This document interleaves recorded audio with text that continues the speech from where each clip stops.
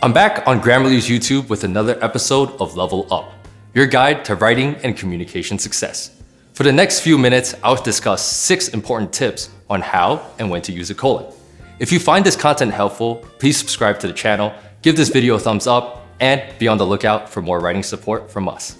And before you go, make sure you visit Grammarly.com to see how you can download free communication assistance today. On to the video. Let's kick things off with a definition to get fully acquainted with the topic. A colon introduces an element or series of elements that illustrates or amplifies the information that precedes the colon. The best way to absorb the rule is this. Think of a colon as a flashing arrow that points to the information following it. When a colon appears in a sentence, it usually gives the silent impression of as follows, which is /r or thus. Let's go a bit further, like when you should use one, when not to use one, and the difference between a colon and a semicolon. The rules for using a colon can change depending on how you use it, and I'll explain how in a moment. But the two things it connects, be that a list or sentences, must be closely related. So when do you use them? A colon can be used to separate two independent clauses when the second clause is directly related to the first clause, not just vaguely related. Or when the emphasis is on the second clause. While you can also use a semicolon or a period between two independent yet related clauses, the colon is a little softer than the period, but a little harder than the semicolon. Here's an example of how to use a colon. There are 3 types of muscle in the body: cardiac, smooth, and skeletal. The colon in this sentence signals that you're about to learn the names of the 3 types of muscles the sentence already mentioned. Colons are often used with lists. They can also be used to signal further clarification.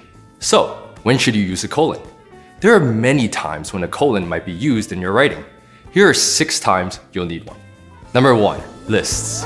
Colons are most often used to introduce lists. Taylor Swift has written a few songs about John Mayer, Dear John, and would've, could've, should've. Number 2, nouns or noun phrases. Colons can be used before a noun or a noun phrase.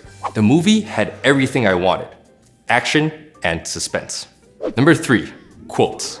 Colons can be used to introduce a quotation. He ended with the immortal words of Neil Young: rock and roll can never die. Number 4, examples. A writer may use colons to illustrate their point by providing certain examples. There's one big reason we don't talk about Bruno. His premonitions frightened the family. Number 5, numbers. Colons are used to separate units of time and ratios. 11 a.m. 2 to 1. A colon can be used to separate a movie, book, or another piece of work's title from its subtitle. Here's an example: Black Panther, Wakanda Forever. Let's move on and get into the differences between a colon and a semicolon. Here's a good way to go about the distinction. Think of the semicolon as the colon's cousin. They serve a similar purpose, but accomplish it in different ways.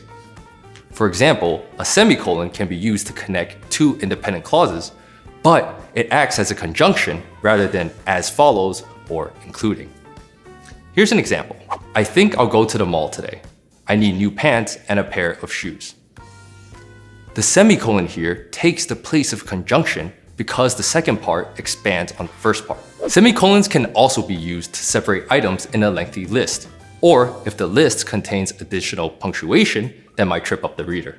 My European football tour will consist of trips to Manchester, England, Glasgow, Scotland, and Turin, Italy. And you may be asking yourself, should I capitalize the word after a colon? Well, in British English, the word following a colon is not capitalized unless it's a proper noun or an acronym. In American English, styles differ, but it is best to capitalize the first word after a colon if what follows forms a complete sentence. Here's an example. There were warning signs that he might not finish the marathon. He barely trained in the days leading up to the race, and he wore the wrong shoes that day. You should also capitalize the first word after a colon if it's part of a proper noun. There was only one team she wanted to play for: Seattle Storm. And remember, no matter what style book you're following, you should never capitalize the word after a colon if it begins a list. For more on the colon and semicolon, visit the Grammarly blog for an even deeper dive on the subject. If you like our videos, keep it locked here on YouTube and subscribe for more episodes like this. And finally, if you want to level up your writing, visit Grammarly.com to get instant communication assistance. Until next time, thanks for watching.